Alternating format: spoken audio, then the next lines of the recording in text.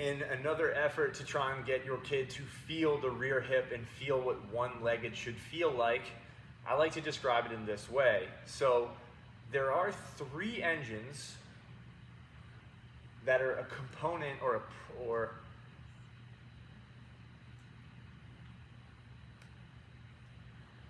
So in getting your kid to understand one-leggedness, to get them to understand early, slow, controlled, how to start their moves early, how to start their moves slow, and the most important component, obviously, is control. Control gives them and grants them the ability to fire at an instant if they're facing fast pitching that they've never seen before, or they're facing pitching that mixes speeds really well, and they get fooled a lot on the changeup. So the control happens from hours and hours of practicing. And you don't even need to practice this with a ball, with a tee, with a moving ball. Obviously those things are great, but until you've gotten to the point where you can feel this move, where you can be up here and hold that position for a solid 1 count, solid 1, 2. As you're falling forward, you're feeling this stretch. The more and more I do this, the more I feel my lower back activate. The more I feel this rear hip activate.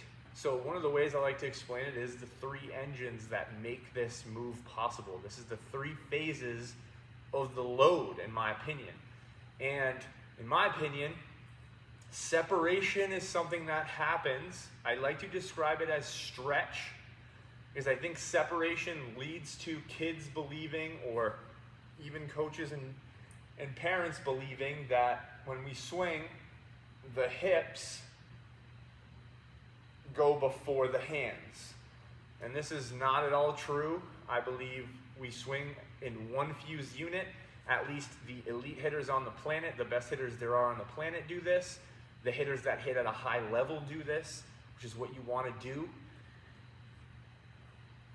And the 3 components are this. There's one engine that's going to take us forward. Pretty obvious, right? Our step is going to take us forward.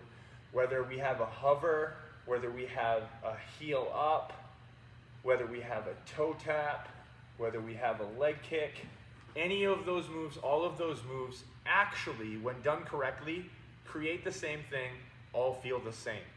You get to choose which move you feel comfortable with. I'll tell you, most kids that I give lessons to, most kids that are learning these moves, like to get that leg up in the air pretty good. Because this grants them that ability to really sit and get one-legged. So the forward move happens with this front leg. So this is what this pole represents. Now this pole is the move that goes back behind us. That move happens with the rear hip, which again, like I talked about before, like the corner, it can't be this big move. It is a really subtle move. This is the move that happens with the rear hip. Don't allow your player to link the hips and the upper body. This is where separation truly happens. Separation is a pre-swing movement, not a during the swing movement. Separation happens as the front foot goes forward and the hip goes back. Forward and back. These 2 moves need to happen together. Together. They cannot happen separate. You cannot have a coil and then a step, because now I am not controlled. Notice once I coil and now I step, I can't stop myself from going forward. I can't step and then try and coil, because now I've created no energy going into front foot strike. The 3rd component is the up and back. And again, this is again a subtle move. These moves are so subtle. We're not trying to do this. We're not trying to do this. It's this, and we're also not trying to do this. I see this a lot from players. Coaches will call this the arm bar. Other teachers will call this the arm bar. You really got to train these arms and these hands to just get back into this position. Right in here. I swear, it's like, I swear to tell the whole truth and nothing but the truth about hitting, so help me God, right here. And you can start with your hands, you know, the Aaron Judge types nowadays, they start with their hands here. boom. You've got guys like that start here sometimes. Doesn't matter where you start your hands. You've got to get them to this position right here. So again, just like these two moves have to be linked all in one, you can't be going here and then going like this to try to swing. Up and back and forward all happen at once. And until you can get that feeling down, I know it looks easy because I'm doing it. This is the easy feeling. We can do this from, ready? Right now, all three moves are happening together.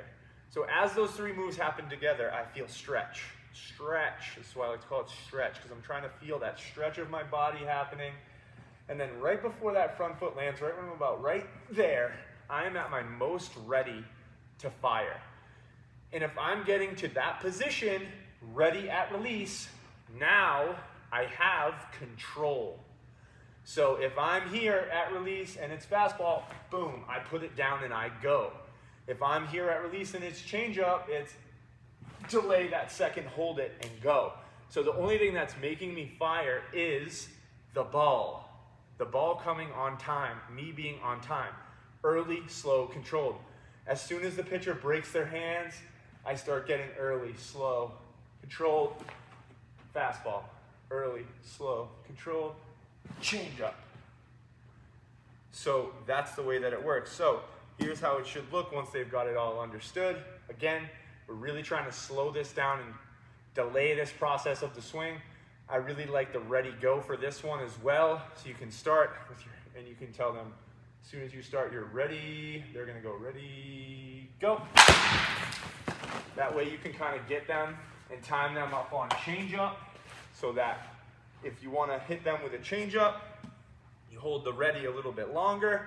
So as soon as they start to hear the ready, they're going to go. So ready, and then they need to be able to hold that position. If you wanted to hold it forever, it would be ready, go.